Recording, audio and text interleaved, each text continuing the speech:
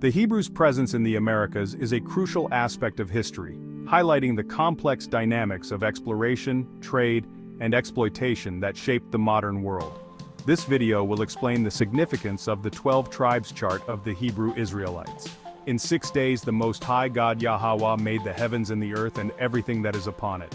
The Most High God Yahweh also created Adam to be Lord over every living creature, and from Adam comes every person and family on the earth. Of every family of the earth the Most High God Yahweh chose the Israelites to be a special people above all nations on the face of the earth.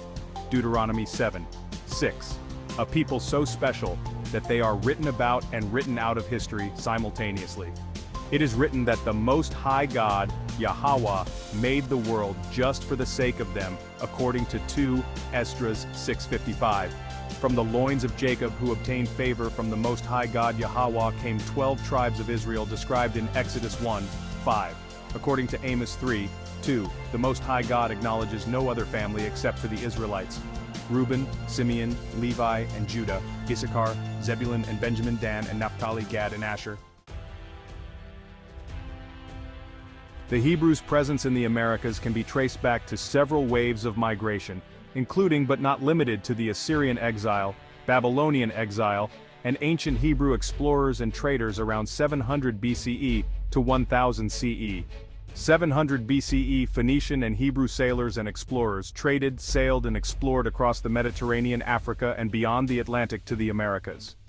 Phoenician and Hebrews established trade relations with the Western Mediterranean, says Dr. Sabatino Moscati in his book, The Phoenicians.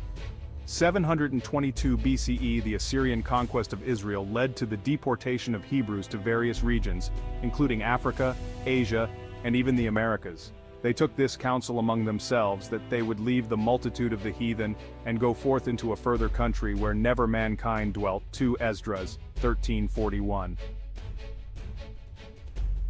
586 BCE. The Babylonian conquest of Judah resulted in the deportation of Hebrews to Babylon and beyond. The Babylonian exile was a pivotal event in Jewish history, says Dr. John Bright in his book, A History of Israel. Post-temple destruction refugees around 70 to 150 CE and medieval Hebrew travelers and settlers around 1200 to 1500 CE. 70 CE the Romans allied with the Edomites began the destruction of Jerusalem and the Second Temple. Many Hebrews were killed, enslaved and/or forced into migration. Flavius Josephus writes in The Wars of the Jews, Vol. 3, and now the Romans, having completely encompassed the city, set fire to it, and the temple, which had been the work of 7 years in building, was destroyed in 1 day, and thus was the city taken, and the temple burnt on the 10th day of the month Lus, and many of the Jews were sold into slavery, being taken by the Romans, and those who were able to escape fled to the mountains. Cassius Dio writes in Roman History, the Idumeans, who were of the same race as the Jews, but had espoused the cause of the Romans. 132 CE the Bar Kokhba revolt lasted 3 years and marked the end of Hebrew autonomy. Simon Bar Kokhba was a black Hebrew Israelite leader who claimed to be the Messiah and led a revolt against Roman occupation. Bar Kokhba declared independence, establishing a short-lived Hebrew state. 135 CE Romans destroyed Jerusalem and Bar Kokhba's forces. 500 CE medieval Hebrew merchants, traders, and sailors established settlements and communities in Africa, Europe, and the Americas. 1492 the Spanish Inquisition targeted all black Hebrews and forced many of them to convert to pagan Christianity or be executed or tortured, while many more were exiled. These migrations led to the establishment of Hebrew communities throughout the Americas, including the Caribbean, especially Jamaica, and Hispaniola. Archaeological findings in Santo Domingo, the oldest continuously inhabited European established settlement in the Americas, confirm Hebrew settlements. Excavations uncovered remains of a 16th century synagogue. Discoveries include menorahs, kiddush cups, and other Hebrew ritual objects. Archaeologists found Hebrew-inscribed tombstones in the oldest cemetery. Documents from the Spanish Inquisition confirmed Jewish presence in the Dominican Republic. For example, royal decrees issued by Spanish monarchs, stored at the Archivo General de la Nación, mention Hebrew presence and trade activities in Santo Domingo. Also, Libro de Asientos, 1569 to 1575, housed at the Archivo General de la Nación, Santo Domingo, contains records of Hebrew settlers and merchants in Santo Domingo. Excavations at the site of La Fortaleza, a 16th century fortification in San Juan, Puerto Rico, uncovered evidence of Hebrew presence. Archaeologists found Hebrew inscriptions on ceramic fragments and a stone lintel. Excavations revealed burials consistent with Hebrew customs. A menorah symbol was discovered on a ceramic shard, and coins from the Ottoman Empire and other Mediterranean regions that suggest trade connections. South America, places like Brazil and Peru, and even North America, places like the USA and Mexico. Remember to like, share, subscribe, and comment. Excavations in the 1970s to 80s uncovered Hebrew inscriptions on stone artifacts in Rio Grande do Sul, Brazil, dated to the 10th to 13th centuries. Dr. Cyrus Gordon, a renowned archaeologist, verified the inscriptions and suggested connections to ancient Phoenician and Hebrew explorers. Subsequent excavations revealed more Hebrew inscriptions, coins, and artifacts in Brazil, particularly in the states of Rio Grande do Sul, Santa Catarina, and Paraná. The Hebrews brought with them their language, culture, and traditions, which blended with those of the indigenous populations. 1200 CE legend of the 7 Hebrew cities, also known as the 7 cities of gold or Cibola, spread around the medieval world. These Hebrew stories inspired European powers, namely the Edomite Jews and other European powers. The legend of the 7 cities was said to be linked to the lost tribes of Israel and other Hebrew migrations. Benjamin of Tudela writes in The Itinerary of Benjamin of Tudela 1170, in the city of Samara, West Africa, there are about 700 Israelites, chapter 7. And in chapter 29 he says, in the land of the Indies, Americas, there are many Jews. These stories inspired the European Renaissance and the Age of Enlightenment. 1400 CE Renaissance explorers began to seek Hebrew cities. Henry the Navigator of Portugal, in the Chronicle of the Discovery and Conquest of Guinea, said, to find the land of the blacks and the Hebrews, and to discover the western route to the Indies. Like, share, subscribe, and comment. Bartolomeu Dias, a Portuguese explorer, writes in The Voyage of Bartolomeu Dias, by Diogo Gomes, 1488, to explore the coast of Africa, and to find the passage to the Indies and the kingdom of the Hebrews. Christopher Columbus writes in his journal, December 26, 1492, I have come to believe that this land, Americas, was once inhabited by the children of Israel. Then in his journal, January 1493, Columbus writes, I have found evidence of the 7 cities, which are said to be inhabited by the lost tribes of Israel.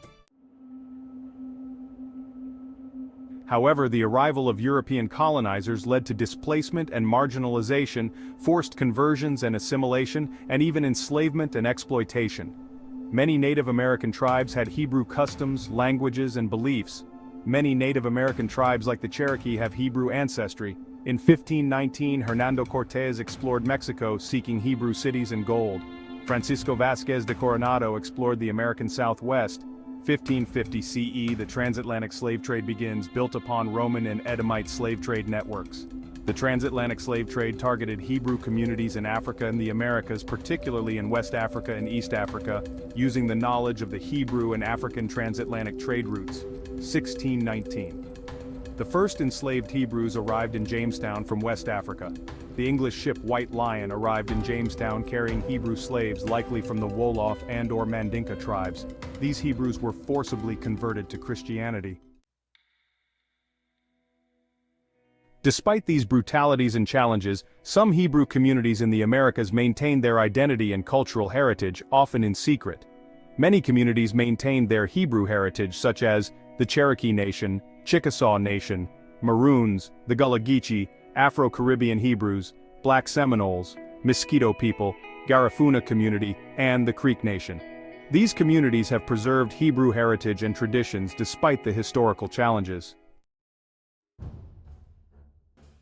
Some notable examples of Hebrew influence in the Americas include and are not limited to the Maroons of Jamaica, escaped slaves who formed Hebrew-influenced communities, the Igbo people of Nigeria and the Americas, who share cultural and linguistic ties with Hebrews, and the Native American Hebrew communities, for example, the Cherokee, who have a significant Hebrew-speaking population.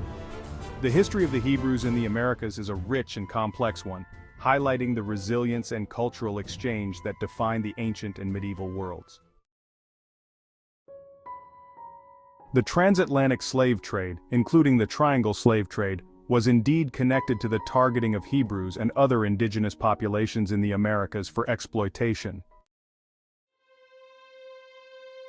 The Edomites and Europeans sought to exploit the resources and knowledge of the Hebrews and other native populations, leading to the enslavement of Hebrews and other indigenous peoples who were forcibly enslaved and transported to other regions. Enslaved Hebrews were forced to work on plantations, mines, and other industries.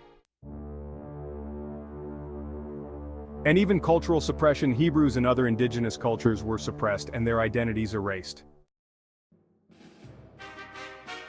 The Triangle slave trade was a system of exploitation that involved European powers, for example, Portugal, Spain, Britain, Edomite and Arab traders, and African and indigenous leaders who were often coerced or manipulated.